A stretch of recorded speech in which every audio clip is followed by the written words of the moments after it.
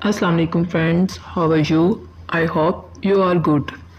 आज हम उर्दू का है, ये पीएमएस का पास्ट पेपर है 2019 का। इसके हम अल्फाज मुहावरे तैयार करेंगे।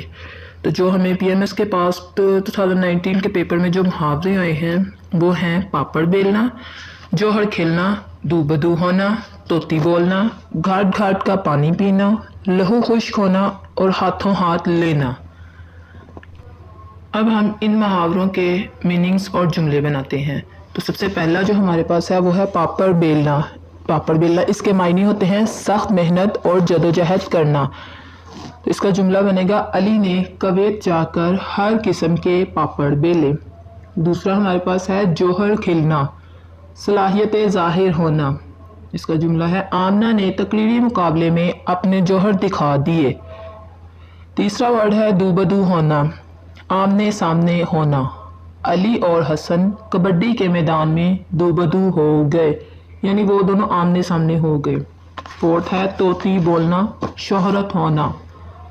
आजकल क्रिकेट के मैदान में हमाद आलम का तोती बोलता है।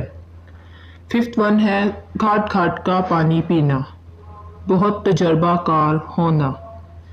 अली ने घाट घाट का पानी पिया और आज वो बहुत कामयाब सियासतदान है।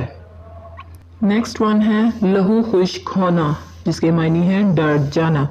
सांप को देखकर आमना का लहू खुश्क हो गया। नेक्स्ट वन हाथों हाथ लेना, फौरन लेना या इज्जत करना। ये दोनों इसके मायने में आ सकता है। इसका जुमला है, जो इंसान कामयाब होता है उसको लोग हाथों हाथ लेते हैं।